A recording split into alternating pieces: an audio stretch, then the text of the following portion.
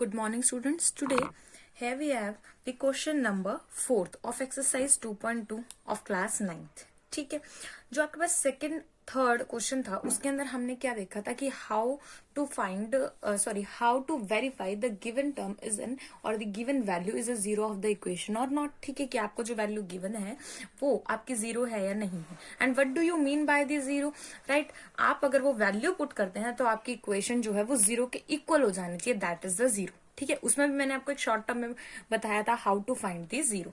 Now question number 4, you have to find the zeros. Find the zero of the polynomial in which of the following cases. ठीक है, sorry, in each of the following cases. First one is px is equals to x plus 5, right? Solution.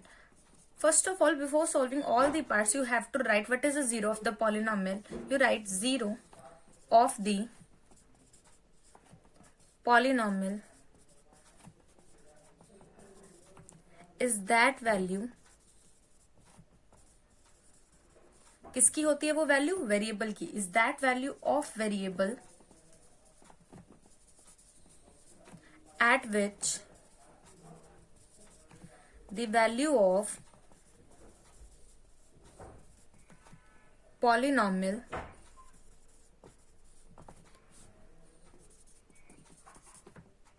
Is obtained as zero. Okay, कि आपकी जो value है polynomial की वो क्या हो जाए? Zero. That is the zero of the polynomial. Now how to find the zero of the polynomial? First of all, in this question we have the linear equations. Okay, for the linear equations it is very easy to find the zero of the polynomial, right. Put this term is equal to zero. Okay, आपको क्या करना है? इस term को zero के equal रख देना, right. We follow a backward procedure like px is equals to x plus 5. Now put px is equals to 0. Implies, ये सिंपल होता है हमारे पास. implies का इसका मीनिंग होता है कि इस कंडीशन से हमारे पास ये आ रहा है x plus 5 is equals to 0. Sign change होगा, x is equals to -5. आप यहां लिखेंगे so x is equals to -5 is the zero of polynomial. ये आपके पास क्या है? जीरो है पॉलिनॉमियल की, right. Similarly you can do second part which is p of x is equals to x minus 5. p of x is equals to 0 implies x minus 5 is equals to 0 and x is equals to 5, right. So x is equals to 5 is the zero of polynomial. Okay, zero of the polynomial, right. In this question you have many parts, right, and we have discussed some important parts. First और second आपके पास बहुत ज्यादा easy है, ठीक है. Let us talk about your sixth part, which is px is equals to ax. Put px is equals to 0. This implies it means ax is equals to 0. Now आपको x के place पे जो है ऐसी value put करनी है जिससे पूरी जीरो हो जाए. Okay, and a can not be equals to 0. आपका जो a है वो जीरो नहीं. अब देखिए, दो चीजें होती हैं आपके पास, राइट. वेन एवर आप लिखना चाहे लिख सकते हैं, whenever a dot b is equals to 0 this implies a is equals to 0. देखिए, मैं ये कहती हूँ आपके पास कोई भी दो नंबर है और उनकी प्रोडक्ट क्या है? जीरो है. It means either one of them is zero और both of them is zero. हो सकता है कि कोई एक जीरो, हो सकता है दोनों जीरो. बट अगर दोनों ही नॉन जीरो है, फॉर एग्जाम्पल 2 4 है, multiplication is 8 not equal to 0. 1 5 है, multiplication is 5 not equal to 0. It means it is compulsory कि आपके पास कोई एक वेरिएबल जो है वो जीरो होना चाहिए, ठीक है. a इज इक्वल टू 0 और b इज इक्वल टू 0, ठीक है. आइदर ये हो सकता है a and b both equals to 0, कि दोनों के दोनों आपके पास क्या हो जाएं? जीरो हो जाएं. और राइट, तो यहां से क्या आ जाएगा? This implies in this statement if it is given, हमें क्या करना है? x की वैल्यू निकालनी है, राइट. तो इट मीन्स a से हमारा कोई लिंक नहीं है, आपकी x की वैल्यू हमें निकालनी है. और हम इस तरीके से भी कर सकते हैं, ax is equals to 0 implies x is equals to 0 और यहां से x की वैल्यू क्या आ जाएगी? 0/a which is equals to 0. इसका मतलब हमारे पास क्या है? 0/a is equals to 0.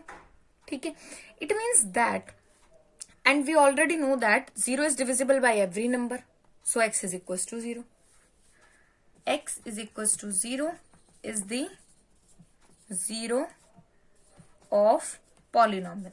ठीक है, ये आपके पास क्या आ गई, 0 आ गई किसकी, पॉलिनॉमियल की. Right, now let us talk about yes seventh part which is p of x is equal to cx plus d. हो सकता है इसमें आपको कंफ्यूजन हो जाए, कंफ्यूजन ना हो, है तो इजी, x की वैल्यू आप डायरेक्टली निकाल सकते हो, बट कुछ बेसिक टर्म्स हैं जो आपको समझ में आनी चाहिए. राइट, cx प्लस में d, we have given c not equal to 0 and c and d are real numbers. Okay, मैं यहाँ पे एक अंडरलाइन कर देती हूँ, आर रियल नंबर्स. ओके, अब एक बात सोचने वाली है कि सिर्फ c को ही नॉट इक्वल टू 0 क्यों दिया गया है, why d can not be equal to 0, इसे क्यों नहीं गिवन है. सबसे पहले 0 निकालते हैं. चलिए, p of x is equal to 0 implies cx plus d is equal to 0. cx is equal to minus d and x is equal to minus d by c.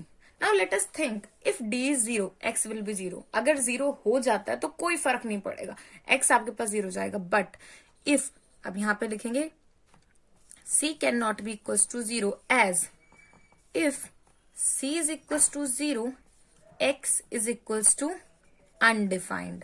ठीक है, क्योंकि मैंने आपको बताया है हम किसी भी नंबर को 0 से डिवाइड नहीं कर सकते. अगर हम किसी नंबर को 0 से डिवाइड करते हैं, इसका मीनिंग बॉटम क्या बन जाती है, इनफाइनाइट. इट मीन जिसका कभी एंड नहीं हो सकता, और वी कैन से अनडिफाइंड, हमें नहीं पता कि वो वैल्यू क्या है. ठीक है, so that is not possible. इसलिए हमने क्या कहा कि c can not be equal to 0. तो आप यहां लिखेंगे so c can not be equal to 0 and x is equal to minus d by c is the zero of polynomial, zero of polynomial. ठीक है, डिनोमिनेटर में आपके पास 0 आ ही नहीं सकता. बस आपको ये बात ध्यान रखनी है, बिकॉज जब भी डिनोमिनेटर में आपके पास 0 आएगा तो आपकी वो जो इक्वेशन है वो क्या हो जाएगी, अनडिफाइंड हो जाएगी, विच इज नॉट पॉसिबल. और जो बाकी इसके पार्ट्स हैं आप बहुत इजीली उसे सॉल्व कर सकते हैं. Right, in the denominator x can not, sorry, in the denominator can not be equal to 0 because if it is equal to 0 the term will be infinite और we can say undefined. If you like the video, subscribe the channel to get the notifications.